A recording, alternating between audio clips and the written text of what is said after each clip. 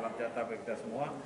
Pada siang hari ini kami dari tim Satgas COVID-19 Kota Sorong akan menyampaikan perkembangan terakhir data COVID di Kota Sorong. Bapak Ibu sekalian, kami telah menerima hasil pemeriksaan sampel sebanyak 43 sampel. Dari 43 sampel terdapat penambahan kasus terkonfirmasi positif sebanyak 30 orang. Sehingga total kasus terkonfirmasi positif di Kota Sorong bertambah menjadi 3.006 orang. Kemudian jumlah sembuh bertambah 40 orang, sehingga total sembuh di Kota Sorong bertambah menjadi 2.775 orang. Kemudian saat ini di karantina di Kota Kampung Salak sedang ditangani kurang lebih 3 orang dalam status orang tanpa gejala. Kemudian yang kedua, Bapak Ibu sekalian, saya akan menyampaikan perkembangan data kegiatan vaksinasi untuk tahap kedua termen pertama bagi pelayanan publik. Untuk vaksinasi tahap kedua termen pertama untuk pelayanan publik, dosis pertama telah melakukan penyuntikan vaksinasi terhadap 1.673. Kemudian dosis kedua 1.565. Sehingga total 3.238 orang. Di dalamnya ada lansia yang sudah disuntik pada tahap kedua termen pertama ini. Itu untuk dosis pertama 19 orang dan dosis yang kedua itu 4 orang. Sehingga lansia sudah divaksinasi sebanyak 23 orang untuk tahap kedua termen pertama. Kemudian yang kedua, kegiatan vaksinasi untuk tahap kedua termen kedua itu dosis pertama sudah dilakukan penyuntikan terhadap 2.335 orang, ya, 235 orang, dan dosis kedua masih menunggu periodisasinya, yaitu 14 hari dan yang 28 hari untuk dosis kedua. Sementara untuk lansia yang disuntik pada tahap kedua termen kedua untuk dosis pertama itu berjumlah 433 orang. Bapak Ibu sekalian,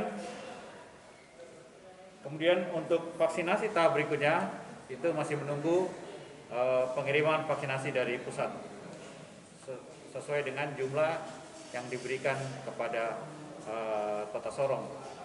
Sebagai informasi bahwa selama bulan puasa nanti kegiatan vaksinasi tetap dilaksanakan sesuai dengan petunjuk dari Kementerian Kesehatan dan tim Satgas COVID-19 pusat. Kemudian mekanismenya akan tetap dilakukan oleh tim dari Dinas Kesehatan, baik itu jumlah kuotanya, kemudian tempat-tempat pelaksanaan vaksinasi akan tetap sesuai dengan tahapan pertama dan tahap kedua, termen pertama dan kedua tempat vaksinasi. Kemudian Bapak Ibu sekalian, saya akan menyampaikan keseluruhan perkembangan data COVID di Kota Sorong. Kontak erat total 9.131, proses di karantina 30 dan diskredit 9.101. Suspek total 1.488, dalam pemantauan 95, sedang dirawat 36, diskredit 1.357. Probable total 5, hasil pemeriksaan terkonfirmasi positif 3.006, negatif 6.740 dan yang sembuh 2.775. Meninggal positif 49, meninggal negatif 7, meninggal probable atau suspek 10. Bapak Ibu sekalian, kami tetap menghimbau dan mengharapkan Bapak Ibu sekalian tetap menerapkan protokol kesehatan, walaupun untuk kasus terkonfirmasi positif perharinya baik tingkat nasional maupun di daerah di Kota Sorong mengalami penurunan, tapi itu tidak berarti bahwa membuat kita terlena lalu tidak menerapkan protokol kesehatan. Protokol kesehatan tetap kita pakai, tetap kita terapkan, sekalipun vaksin juga sudah diberikan. Ya, protokol kesehatan pakai masker, cuci tangan dan jaga jarak tetap harus diberlakukan. Demikian yang kami sampaikan. Atas perhatian Bapak Ibu sekalian, kami mengucapkan terima kasih dan selamat siang. Bapak, terkait dengan penambahan 30 orang itu, apakah itu klaster baru, ada klaster barunya Pak Bapak atau? Untuk ini masih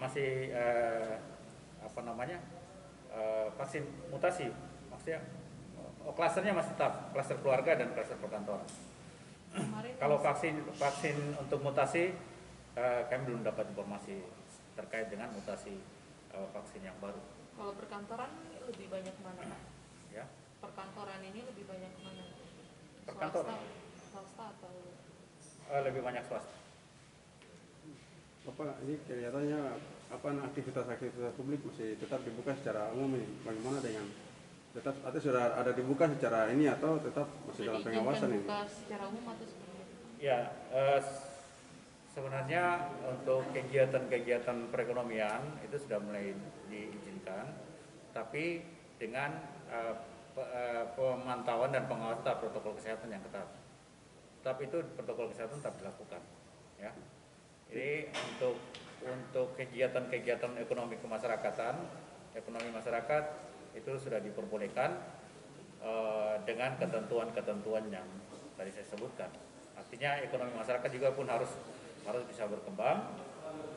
Pertumbuhan ekonomi masyarakat, pendapatan dan penghasilan masyarakat harus ditingkatkan juga untuk kita mengurangi angka kemiskinan. Ya, kemarin dari BI sampaikan kita harus menjaga, pemerintah daerah menjaga supaya jangan terjadi peningkatan angka kemiskinan di Kota Sorong. Ya.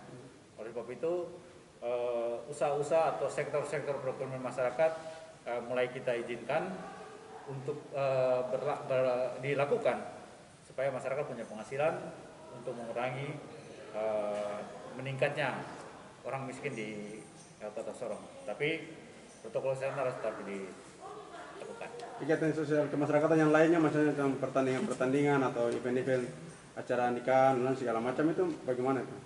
Itu yang saya bilang tadi, nanti diizinkan kapasitas tertentu, ya, seperti kapasitas 50% daripada ruangan, kemudian yang bisa jaga jarak, bisa menyiapkan protokol kesehatan dan menerapkannya dengan ketat. Jadi saya sampaikan bahwa sekalipun secara nasional kasus terkonfirmasi positif dari hari ke hari mengalami penurunan, ya sekarang ada 4.000, 5.000 dibandingkan dengan sebelum sampai di atas 10.000. Di Kota Sorong juga mengalami penurunan, tapi jangan itu membuat kita terlena, karena sudah menurun lalu kita mulai abai terhadap protokol kesehatan. Kita harus menjaga jangan sampai terjadi peningkatan berulang kasus terkonfirmasi positif di Kota Sorong. Itu yang kita jaga. Terima kasih, selamat siang.